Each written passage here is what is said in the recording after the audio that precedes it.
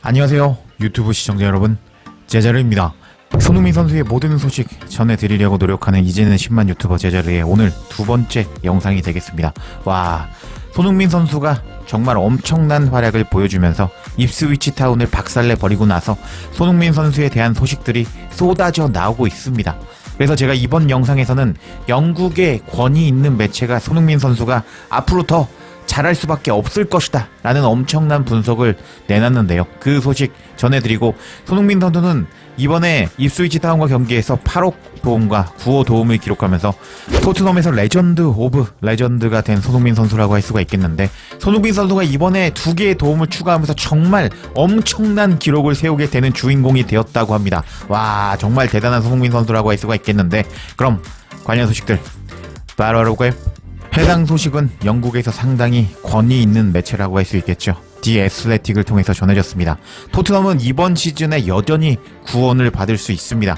그 이유는 3가지입니다. 라는 제목의 엄청난 기사가 공개가 되었습니다. 내용이 참 의미심장하고 재미있다고 할 수가 있겠는데, 제가 한번 설명해 드려 보도록 하겠습니다.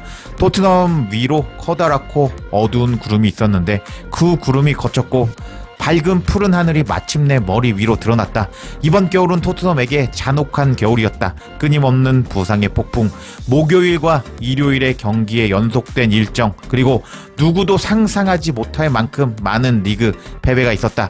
1월에 토트넘이 이 상황에서 벗어날 수 없을 것 같았는데, 토트넘의 프로젝트 전체가 수리할 수 없을 정도로 망가진 것처럼 보였다. 지금은 근데 그렇다고 아무도 말하지 않을 것이다. 입스위치 타운과 경기에서 4대1 승리는 토트넘의 3연속 프리미어 리그 승리였고 2023년 12월 이후에 처음이었다. 이런 승리는 올바른 방향으로 나아가는 또 다른 걸음이 되었다. 브렌트포드와 맨유를 상대로 토트넘은 오랫동안 벽에 등을 대고 앉아 상대의 형편없는 마무리에 의지해서 2번의 클린시트를 따냈다. 토요일에는 토트넘이 경기를 장악하기까지 불과 5분이 걸렸다. 3개월 만에 처음으로 토트넘은 다시 팀처럼 보이기 시작했다. 완벽하지 않았고 입스위치가 다시 토트넘을 압도한 그런 부분도 있었다. 하지만 대체로 토트넘은 유능했고 기능적이었고 균형이 잡혔고 조직적이었다. 12월과 1월에 토트넘이 달성하지 못했던 내용이었다. 무엇이 바뀌었는지 이해하려면 대단한 탐정 노릇은 필요하지 않을 것이다 라면서 토트넘이 잘하게 된 이유를 이제부터 설명한다고 이 기사는 이야기를 하고 있습니다.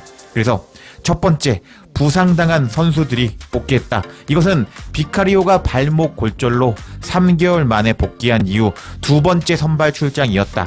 비카리오는 몇 가지 중요한 세이브를 했고 수비에서 차분한 권위 있는 능력을 보여주었다.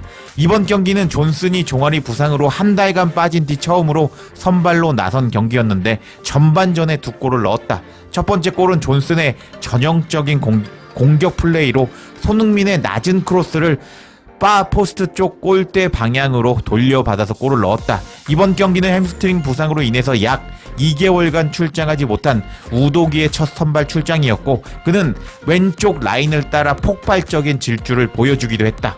하면서 일단 비카리오, 존슨, 우도기가 투입되면서 부상 복귀한 것이 큰 힘이 되었다라고 이유를 설명하기 시작합니다. 그리고 두 번째로는 새로운 선수들이 있었다. 케빈 단손은 토트넘에서 4번째 선발 출장했고 그는 왼쪽 센터백으로 모든 도전에 몸을 던졌다. 그리고 마티스 텔도 토트넘에서 3번째로 선발 출장했고, 텔은 뛰어난 센터 포워드는 아니었지만 열심히 노력했고 다른 선수들의 압박을 덜어주었다 라면서 단조는 칭찬하고 있거든요. 근데 마티스 텔은 지난 경기 제일 못했습니다. 근데 일단 포장해주고 있는 디 애슬레틱이었다. 이 정도면은 거의 200격 포장을 해주었다 라고 볼 수가 있겠습니다. 그리고 나서 이제 손흥민 선수에 대해서 이야기가 나오는데, 이거는 맨 나중에 제가 설명해 드려 보도록 하겠습니다. 왜냐면은 미리 알려드리면 재미가 없잖아요. 그래서 이 내용을 빼고 제가 말씀을 드릴게요. 이번 시즌 토트넘은 41경기를 모두 뛰었던 셉세비가 열심히 달려서 전형적으로 훌륭한 4번째 골을 넣었다. 엔제 감독은 셉세비에 대해서 다음과 같이 말한 적이 있었다. 불쌍한 셉세비는 2개월 반 동안 변명도 불평도 없이 그저 열심히 노력했을 뿐입니다. 셉세비는 그저 계속 열심히 뛰었습니다. 라고 엔제 감독이 말한 적이 있었다. 최근 토트넘을 이끈 비교적 새로운 선수는 스펜스와 베리발이라고 할 수가 있겠는데, 토요일에 두 사람 모두 토트넘의 활력을 더했다. 스펜스는 승리를 확정짓는 세 번째 골을 넣었고 토트넘에서 리그 첫 번째 골이었고 베리발은 다시 한번 중앙에서 템포를 잡는 역할을 보여주었다. 이 모든 요소를 합치면 토트넘은 얼마 전까지만 해도 경기에서 옮겨 다니고 지치고 초라한 그런 모습과는 전혀 다른 모습을 보여주었다. 그렇다면 이 새로운 상황이 어떠한 분위기를 만들어낼 수 있을까? 분위기가 전혀 바뀌었습니다. 엔젤 감독은 다음과 같이 말했다. 선수들이 에너지를 얻었기 때문에 다른 느낌을 받았습니다. 경기에서 회복하고 있는데요. 훈련할 기회가 생겼습니다. 다른 선수들의 지원을 받고 있다는 것을 느끼게 되었습니다. 훈련은 정말 좋았는데요. 2개월 반 동안 가진 첫 세션이었습니다. 선수들에게 중요한 건 분위기가 아니라 정신 상태라고 할 수 있는데요. 지금 우리가 원하는 수준에서 성과를 낼 수 있는 기회가 생겼습니다. 하면서 엔젤 감독은 2개월 반 만에 선수단이 복귀해서 활력을 얻었다 라면서 이제 부상 복귀가 얼마나 큰 것을 의미하는지 이야기를 했다고 합니다. 그래서 이 계산은 계속 다음과 같이 이야기를 하고 있는데, 그래서 새로운 토트넘과 그들의 새로운 정신 상태를 고려하면 이번 시즌이 어디에서 끝날지 상당히 궁금해진다. 로메로 반더벤, 솔랑키, 히샬리송이 모두 복귀하면서 이 팀은 더욱더 개선될 것이다. 3월, 4월, 5월에 이번 시즌 최고 경기 수준에서 축구를 하는 모습을 상상할 수 있다. 리그 순위표의 현실은 그들이 9위, 11위 사이에 맞힐 가능성이 가장 높다는 것을 의미하고 있다. 5위는 아니지만 다행히도 토트넘이 15위로 끝나는 것이 아니다. 그리고 토트넘은 강등권 세 팀보다 16점 앞서고 있기 때문에 엔젤 감독이 스스로 강등 경쟁을 용납하지 않더라도 더 이상 강등 경쟁에 대한 이야기가 나오지 않을 것이다. 근데 엔젤 감독은 그것을 우스꽝스러운 개념으로 일축하고 클럽 전체에 히스테리가 있다는 신호를 여긴다고 어느 정도 자신감을 보여주고 있다. 엔젤 감독은 이 토트넘의 감독이라는 직책에서 무언가를 이룰 수 있는 자신의 능력을 믿고 있다. 남은 토트넘의 가장 중요한 일정은 유로파 리그라고 할 수가 있다. 토트넘은 이제 자신의 길을 알고 있다. 그리고 두 경기에서 최고의 축구를 한다면 어떤 팀도 토트넘과 경기를 하고 싶어하지 않을 것이라는 것을 알고 있다. 4주 전에 토트넘이 레스터에게 패배하고 나서 23번의 리그 경기 중에 13번째 패배를 당했을 때 5월 21일 유로파 리그 결승전을 개최하는 빌바오를 생각하는 것은 망상이었다. 하지만 상황이 바뀌었다. 이제 토트넘은 수요일에 맨시티를 상대로 경기를 치르고 주말에 휴식을 취한 후에 다음 주 목요일에 네덜란드로 가서 알크마르와 경기를 하게 된다.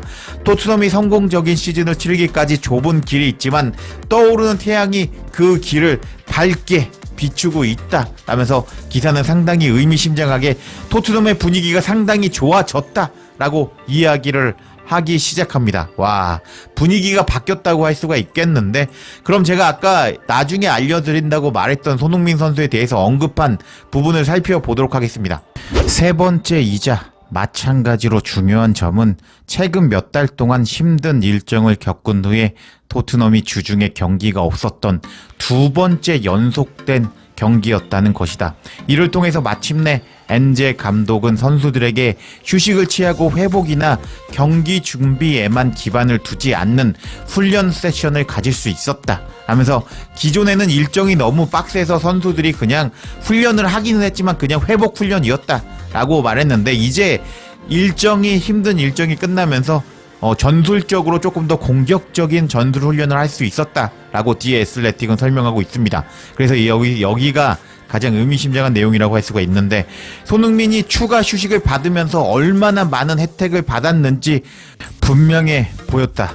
손흥민의 다리는 손흥민의 폭발적인 속도를 되찾아서 벤 고드프리를 제치고 토트넘의 첫 득골을 만든 손흥민이었다 하면서, 이 영국의 권위 있는 매체는 손흥민 선수가 그동안 손흥민 선수의 보조 배터리 오도베르가 부상을 당하면서 로테이션을 받지 못하면서 체력이 빠져 있었는데 2주 연속 주중 경기 없이 주말 경기만 하자 손흥민 선수가 전성기 시절의 속도를 되찾았다면서 손흥민 선수가 앞으로 더 무시무시해질 것이고 앞으로 손흥민 선수의 골 폭풍이 나올 것이다 라는 뉘앙스로 이야기를 하였습니다. 와, 역시 이게 손흥민 선수라고 할 수가 있겠는데, 그동안 손가들이 아주 그냥 신이 나서 손흥민 선수를 계속 공격하는 모습을 보여주었는데, 아니 잠 안 자고 어떻게 똑같은 퍼포먼스를 내냐고. 손흥민 선수가 이제 잠을 푹 자고 나오자, 컨디션이 100%로 충전돼서 나오자 자신의 클래스를 보여주었는데, 앞으로 손흥민 선수의 활약이 기대가 된다고 할 수가 있겠습니다. 이렇게 영국의 권위 있는 매체가 손흥민 선수에 대한 기대감을 엄청나게 보여준 가운데, 손흥민 선수는 이번에 이제 입스위치 타운 선수들이 뭐 여기 2명이 막고 있고 뒤에서 1명이 지켜보고 있죠. 뭐 3명이 지켜보고 있고 막는 가운데도 이걸 뚫어버리면서 존슨에게 떠 먹여주는 패스를 넣어주면서 도움 2개를 추가하고 말았습니다. 근데 손흥민 선수의 이 기록은 정말 엄청난 기록을 세웠다고 하는데, 관련 소식도 한번 살펴보도록 하겠습니다. 손흥민 선수가 이번에 2개의 도움을 기록하자 토트넘 이제 매체는 손흥민 선수의 통계를 공개했습니다. 이번 주말 손흥민은 프리미어 리그 도움 70개를 기록한 최초의 토트넘의 선수가 되었습니다. 토트넘의 주장 손흥민에게는 큰 이정표가 될 것입니다 하면서, 여기는 70개라고 나와 있는데 뭐 매체에 따라서는 70개, 다른 매체는 뭐 71개라고 합니다. 결국 손흥민 선수는 142년간의 역사를 가지고 있는 토트넘에서 이제 프리미어 리그 역사상 70개 이상의 도움을 기록한 최초의 선수가 되었다고 할 수 있겠습니다. 와, 정말 손흥민 선수는 미쳤다고 할 수가 있겠죠. 제가 항상 말씀드리지만 축구 유튜브 경쟁 항상 너무 빡셉니다. 그래서 여기서 살아남으려면 꾸준하게 퍼포먼스를 나와야 된다고 할 수가 있겠는데요. 손흥민 선수도 마찬가지라고 할 수가 있습니다. 더 큰 무대, 프리미어 리그에서 10년차 뛰고 있는 손흥민 선수라고 할 수가 있겠는데, 손흥민 선수는 자신의 꾸준함을 보여주면서 프리미어 리그 최초 선수가 되어버리고 말았습니다. 와, 이런 소식이 공개가 되었는데 토트넘 현지 팬들은 다양한 반응을 보여줬습니다. 현지 팬들 반응 살펴보기 전에 손흥민 선수가 엄청난 기록을 세운 것에 대해서 통계 사이트를 보여드리겠습니다. 손흥민 선수는 토트넘에서 71개의 도움을 기록하면서 토트넘에서 가장 많은 도움을 기록한 최초의 선수가 되었습니다. 근데 이 손흥민 선수의 기록이 토트넘 선수로 프리미어 리그에서 70개 도움 이상의 기록을 기록한 최초의 기록이 되었던 것입니다. 와, 손흥민 정말 대단한데요. 그 밑에로는 뭐 토트넘의 레전드 뭐 안데르톤 선수가 있고요. 뭐 에릭센, 해리케인, 뭐 레논, 테디 셰링엄, 델리 알리 등등을 다 넘겨버린 손흥민 선수라고 할 수가 있겠는데, 사실 토트넘 동료들이 못 받아 먹어서 그렇지 다 받아 먹었으면 한 85개쯤 기록하고 있을 손흥민 선수라고 할 수 있겠는데, 여하튼 손흥민 선수는 이렇게 프리미어 리그 최초 선수가 되고 말았습니다. 이런 소식이 전해지자 토트넘 현지 팬들은 난리가 나고 말았습니다. 손흥민은 프리미어 리그에서 126골 71도움을 기록했습니다. 그는 200골 이상을 만든 기여도로 본다면 3위라고 할 수가 있습니다. 토트넘에서 완전한 레전드 손흥민 선수입니다 라면서 손흥민을 극찬하는 팬이 있었고요. 소니는 토요일에 좋은 경기를 펼쳤고 이제 그 기세를 이어가기만 하면 됩니다 라고 손흥민에 대해서 칭찬하는 팬도 있었고, 토트넘의 배지를 위해서 더 열심히 해주세요 라고 반응하는 팬도 있었습니다. 그리고 이제 다른 팬은, 하지만 일부 팬들과 전문가들은 여전히 손흥민을 존중하지 않고 있습니다. 엔제 감독은 손흥민을 골을 넣는 공격수를 활용해야지 터치 라인에 두어서는 안 됩니다. 손흥민은 윙백이 아닙니다 하면서, 손흥민 선수 골 넣게 공격수로 써라, 손흥민 골 넣을 수 있는 전술을 짜라 라고 엔제 감독을 비난하는 팬도 있었고요. 소니는 우리 토트넘의 자랑스러운 선수라고 하면서 손흥민 선수를 자랑스러워하는 토트넘 현지 팬들이었습니다. 여하튼 손흥민 선수가 이렇게 엄청난 기록을 써버리면서 프리미어 리그 역사상 최초의 선수가 되는 대기록을 쓰고 말았는데요. 손흥민 선수가 이번 시즌 뭐 리그 경기가 아직 12개나 남아있기 때문에 한 도움을 15개 정도 추가했으면 좋겠네요. 제자리에 영상 놓치지 않도록 알림 설정 해주실 것을 부탁드리며 영상 마치겠습니다. 구독과 좋아요, 댓글은 사랑입니다. 감사합니다.